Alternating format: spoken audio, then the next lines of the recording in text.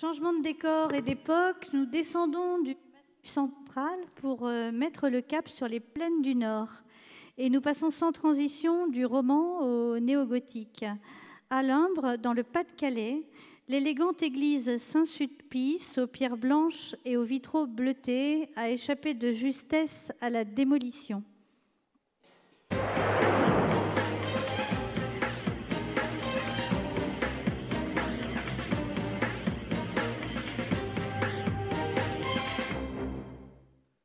L'église Saint-Sulpice, à Limbre, dans le Pas-de-Calais, date de 1850. Construite en pierre blanche du pays, elle se distingue par ses voûtes élevées, ses fenêtres hautes aux vitrails bleutés, dont les jeux de lumière magnifient la forme particulière de ses colonnes. Sa tour de 22 mètres de haut est flanquée de 4 clochetons élancés qui contribuent à l'effet de légèreté de l'ensemble. Mais l'état de délabrement avancé de l'édifice a bien failli entraîner sa destruction pure et simple.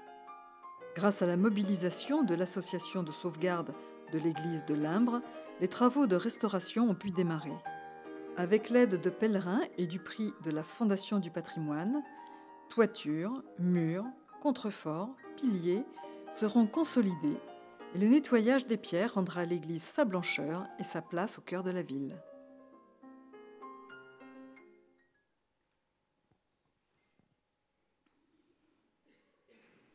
Alors j'appelle Monsieur Daniel Prudhomme, président de l'association de sauvegarde de cette église, à venir recevoir le prix.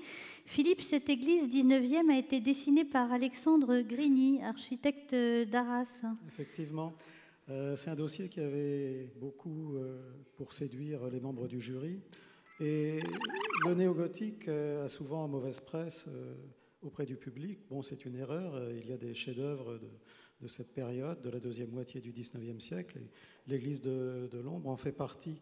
Tout simplement peut-être parce que cet Alexandre Grigny était un architecte un peu particulier par sa formation. Il n'avait pas une culture académique, il était fils d'entrepreneur, et il a fait le Tour de France en tant que compagnon maître maçon.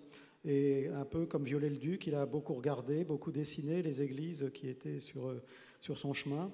Et devenu par la suite architecte diocésain d'Arras, eh bien, dans les 20 et quelques églises qu'il a construites, il a su faire passer les leçons qu'il avait tirées de son expérience de compagnon. Merci Philippe. Monsieur Prudhomme, le projet de restauration de cette église mobilise les habitants, les entreprises locales, des chantiers de réinsertion. Ce n'est pas seulement des pierres que vous restaurez à Limbre, mais ce sont aussi des hommes. C'est exact. Nous sauvons notre église grâce à certains bénévoles de la commune. J'ai dû me battre pendant 5 ans contre l'évêché parce qu'il faut savoir que l'église appartient à l'évêché et n'appartient pas à la commune. Donc, contre l'évêché, on s'est battu 5 ans. Au bout de 5 ans, on a commencé les travaux quand même en 2010. Aujourd'hui, on a vu l'avancement des travaux dans les photos. Donc, j'ai fait du mécénat, j'ai fait travailler la réinsertion. J'ai sollicité les entreprises et beaucoup d'amis. Et je pense que je suis félicité par la Fondation du patrimoine. D'ailleurs, vu le montant de la souscription. Oui, parce que c'est vraiment phénoménal. Ça prouve bien que l'Église méritait d'être sauvée. Et aujourd'hui, l'évêché reconnaît quand même qu'il fallait sauver l'Église de Limbre. Bravo pour votre combat. J'appelle Monsieur Guy Salava de la Fondation du patrimoine. La Fondation du patrimoine qui est notre fidèle et généreux mécène. Monsieur Salavar, vous allez venir remettre le prix, s'il vous plaît. Un petit mot peut-être ? Volontiers. L'objet de la Fondation du patrimoine, sa raison d'être, c'est la sauvegarde et la mise en valeur du patrimoine de proximité, l'infinité des lavoirs et des oratoires, des églises et de leurs clochers qui font non seulement le charme de nos paysages, mais aussi qui participent à la vie sociale et à la vie économique des territoires.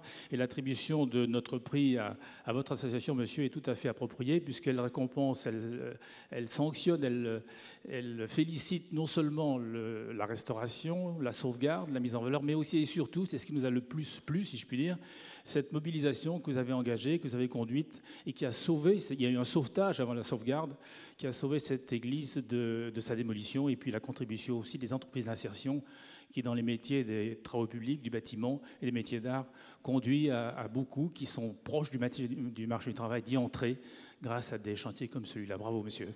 Merci.